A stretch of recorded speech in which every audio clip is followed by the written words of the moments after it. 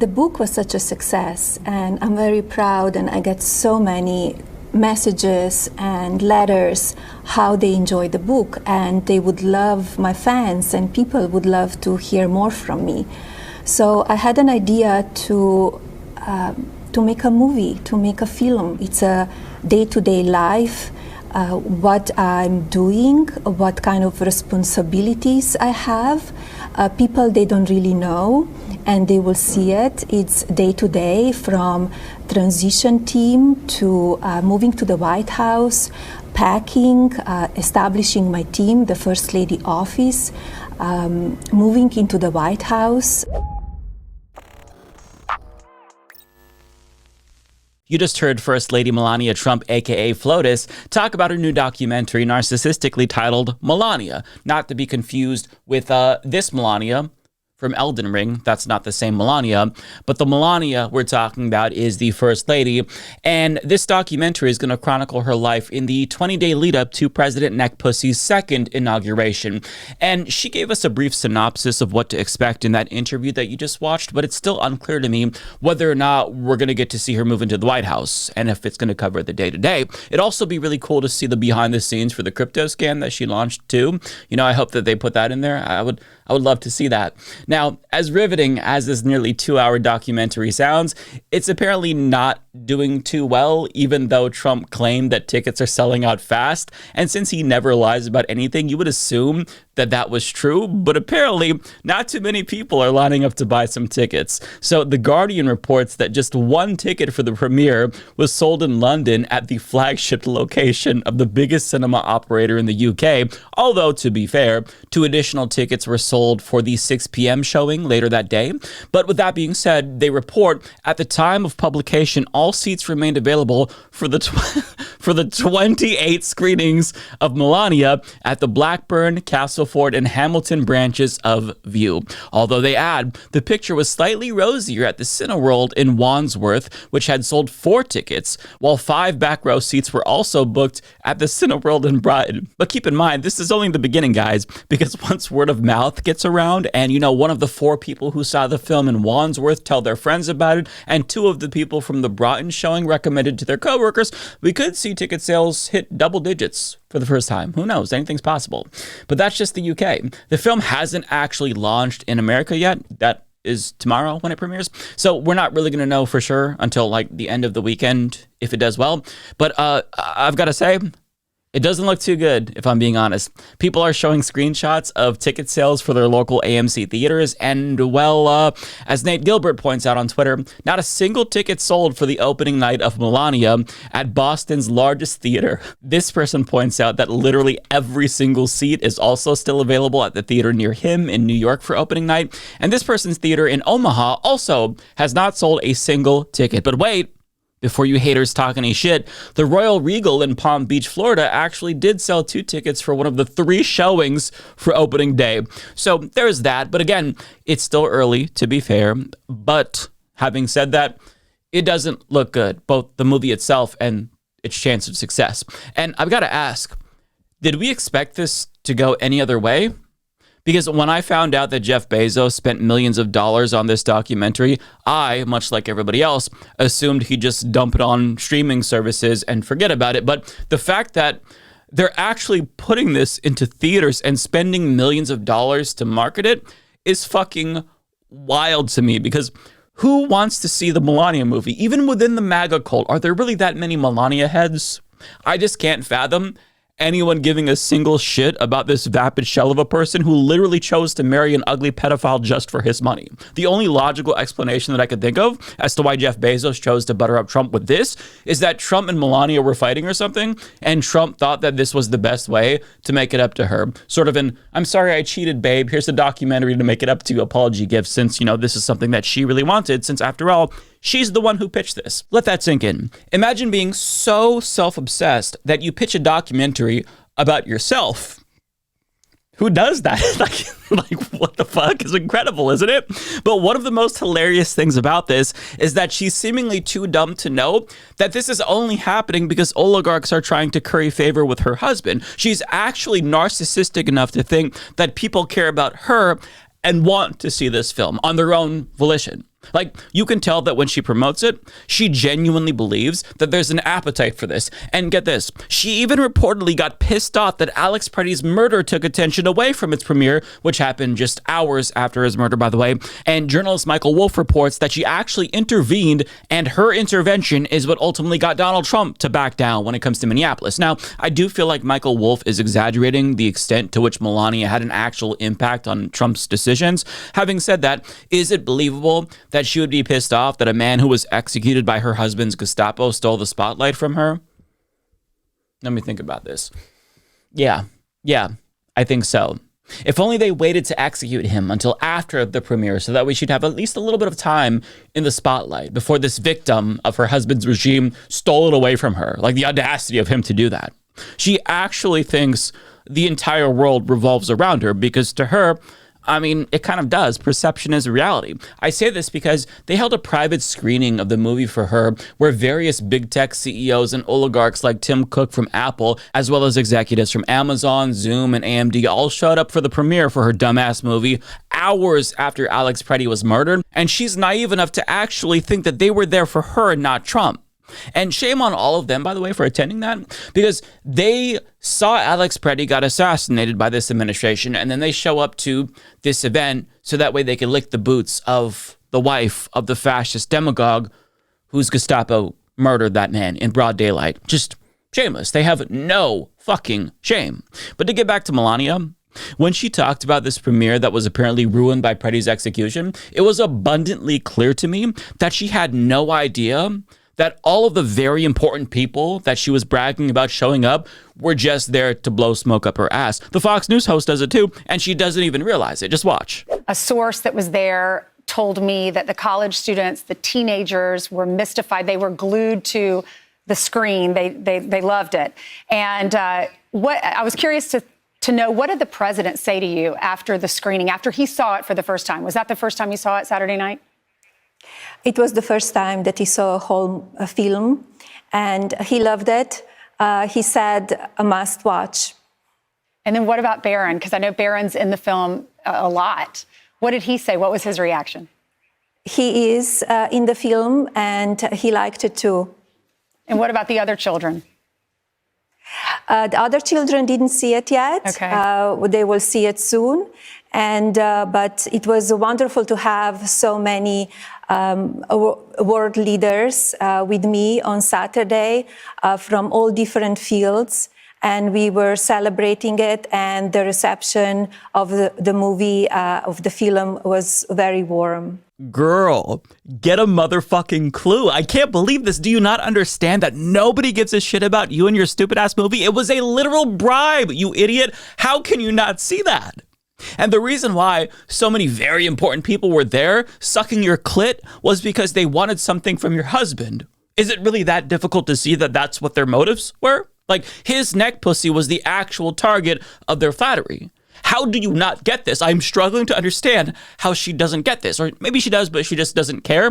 Like, anyone with common sense would find all of this patronizing. But I guess that she's fine LARPing as an icon because that's really as good as it's going to get for her. Because let's be real, deep down, I think she probably knows. At least I hope she's smart enough to know that she is going to be completely forgotten by the world one day in the same way that Eva Hitler was forgotten by the world. But this entire movie, it just proves that she's as delusional as her husband, who might actually literally have dementia, but at least he has an excuse. What's her excuse?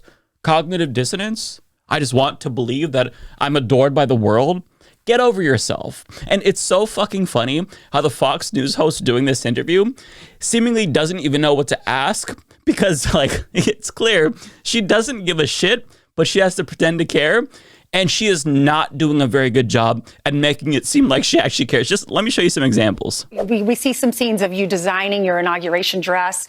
We see the hat. And then we also see moments, apparently, of when you talk to the Bidens. You have tea together. You drive to the rotunda. You're on Air Force One. The Biden send-off. So how were the Bidens to the Trumps on that day? They were very nice and very beautiful relationship that day. So it was a very special day. And what is your favorite part of the movie when we all go to watch it this weekend? It's very hard to choose because the audience will experience many different emotions.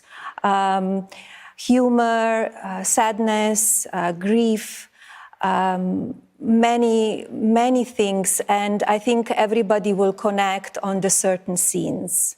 Okay. Would boredom happen to be one of the emotions we feel too? Because I can't imagine that they had much to talk about if they literally kept in scenes of her picking out her dress and having tea with the Bidens. Like, the fact that that made it into the final cut tells you everything you need to know about this documentary. A documentary about me in the 20-day lead up to Trump's second term probably would have been more entertaining, where I'm manically playing Power Wash Simulator and binge eating and doom scrolling. Like, who wants to watch this shit?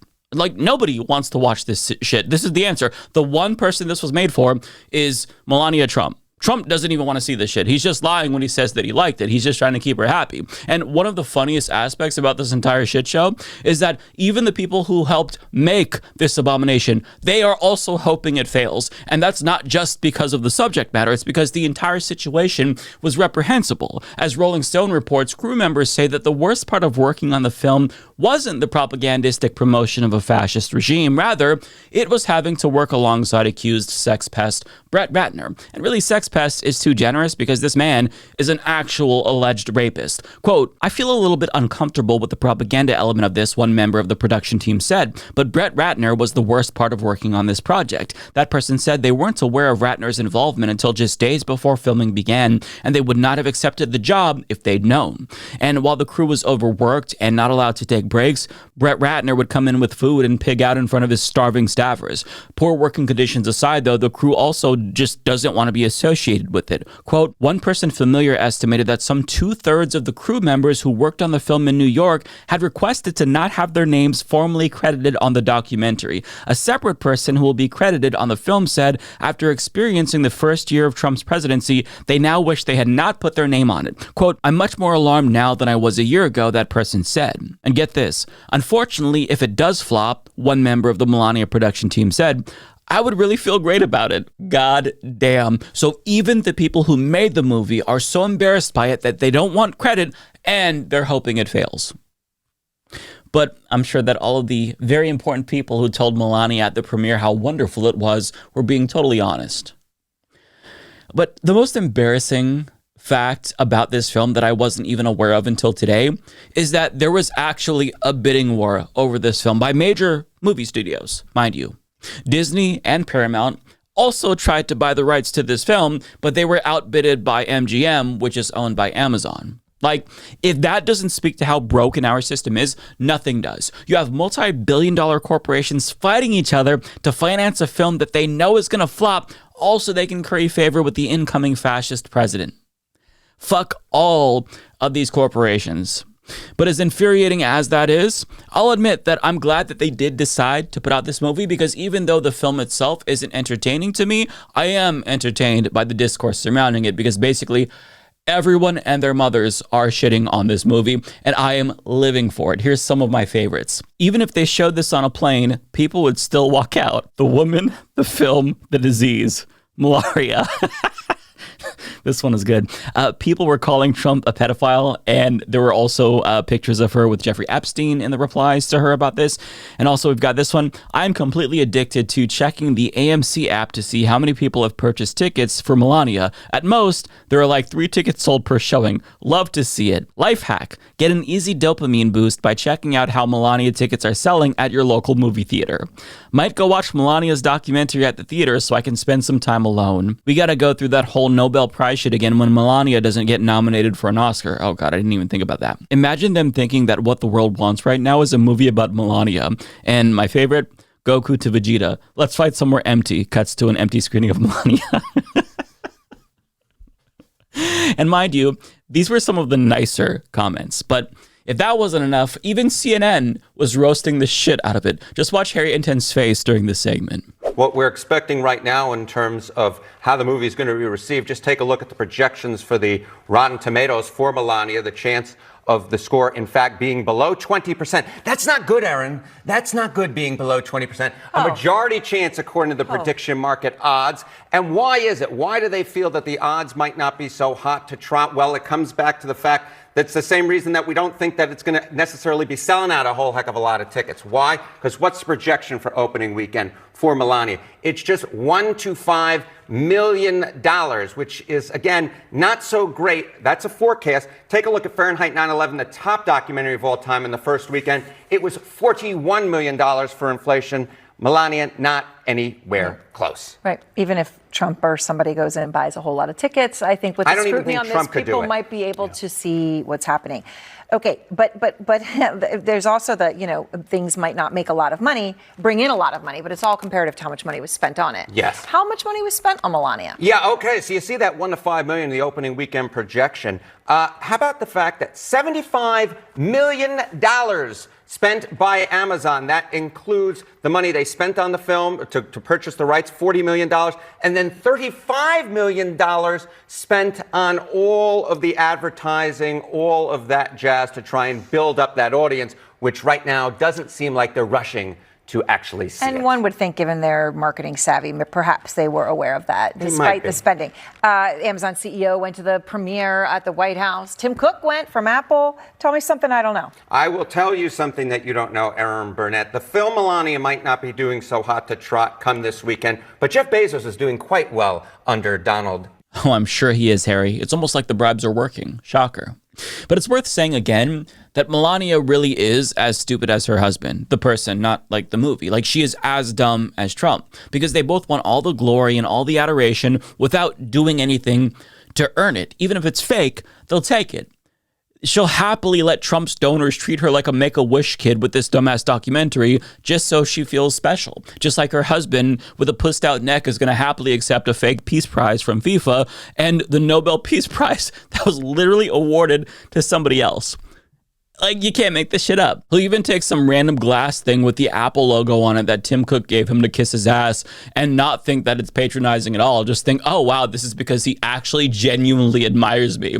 It is the most pathetic fucking thing in the world. They're the most attention-starved couple on this planet. But the only thing more pathetic than them is all of the corporate kiss-ups bending over backwards to lick their assholes. It is so fucking embarrassing. It's not just the gifts and the documentaries, it's the interference that they run for this fascist regime, all to remain in their good graces. Trump Dick Zuckerberg, for example, of Meta, is censoring information that should be publicly available about the Gestapo on his social media websites. You've got TikTok's new owner censoring Epstein, along with any and all new posts about the news, especially ones that are about the Gaza genocide. And then the Hilton actually fired an employee who warned her community that the ICE Gestapo was staying at one of their hotels. And on top of that, they profusely apologized after a franchise in Minnesota refused service to the ICE Gestapo. And none of this is particularly surprising, by the way, seeing as how one of the characteristics of fascism is the merger of the state with corporations. But I guess you just expect them to try to be at least a little bit more subtle, given how they spent years trying to pander to the rest of us after George Floyd was murdered and during Pride months. But I mean, if a Democrat were ever to become president again, I'm sure that they'd switch it up like that and pretend like they never went full fascist. Because at the end of the day, these duplicitous corporations don't have any real values. They care exclusively about making the line go up in perpetuity, and they would go full Fidel Castro tomorrow if they thought that it would help them maximize profits. With that being said, we really shouldn't forgive them for this. Corporations aren't people, no, but they're also not empty vessels too. Like, they're organizations composed of actual people who know right from wrong, that know that it is not okay to promote fascism. Do you think a gay man like Tim Cook doesn't know about the dangers of fascism? Of course he does. He's choosing to embrace fascism anyway because he cares more about money than humanity.